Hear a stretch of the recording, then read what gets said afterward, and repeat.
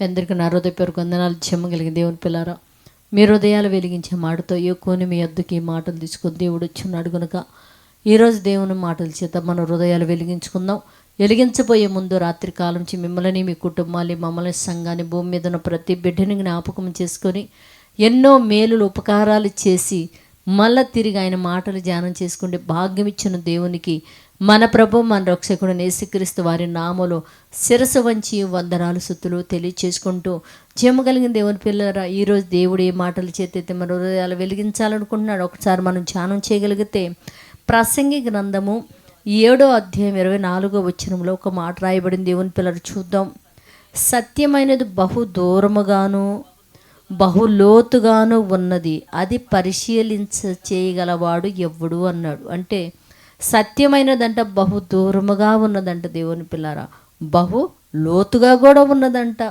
దానిని పరిశీలన చేయగలవాడు ఎవడు అంటే, ఎవరు పరిశోధన చేయగలిగిన వాడు అంటే జీవితంలో జాగ్రత్త కలిగిన వాడు దేవుని పిల్లరా.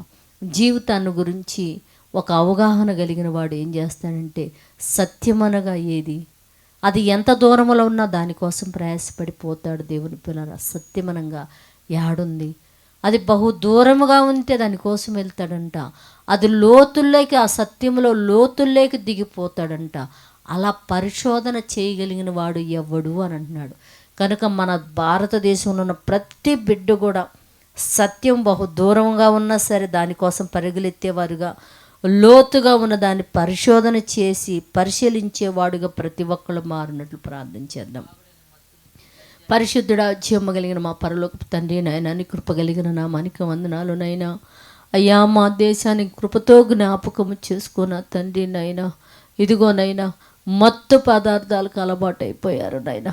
అయ్యా, అదిగో నా తండ్రి నైనా, భయంకరంగా యవన బిడ్డలేంది నా తండ్రి నైనా, ఇదిగో ఇంజక్షన్లు చేసుకుంటూ మత్తు పదార్థానికి అలబోయినైనా, ఇదిగోనైనా గంజాయి అని నా తండ్రి నైనా మత్తు పదార్థాల్లో మునిగిపోయినైనా, వాళ్ళు ఏమి జరుగుతుందో ఏం చేస్తున్నారో కూడా తెలియక నా తండ్రి భయంకరమైన ప్రమాదాల్లోకి కాలేజీలో చదువుతున్న బిడ్డలందరూ వెళ్ళిపోతున్నారయ్యా.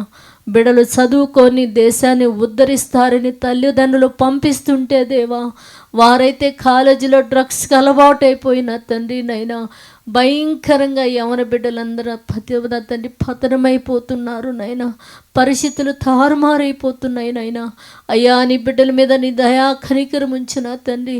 అయ్యా, ఇదిగో నా తండ్రి నైనా, ఆ డ్రగ్స్కి అలవాటైన బిడ్డలు నా తండ్రి నైనా, అయ్యా నా తండ్రి నైనా మత్తు పదార్థాలకు అలవాటైన బిడ్డలందరినీ మీరు విడిపించిన తండ్రి నైనా, నీ దయాని కనికరం ఆ బిడ్డల మీద ఉంచిన తండ్రి.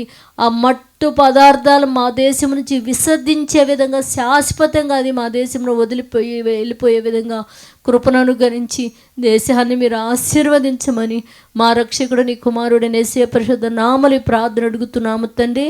ఆమెన్. మీ అందరికీ నా హృదయపూర్వక వందనములు, ధన్యవాదాలు.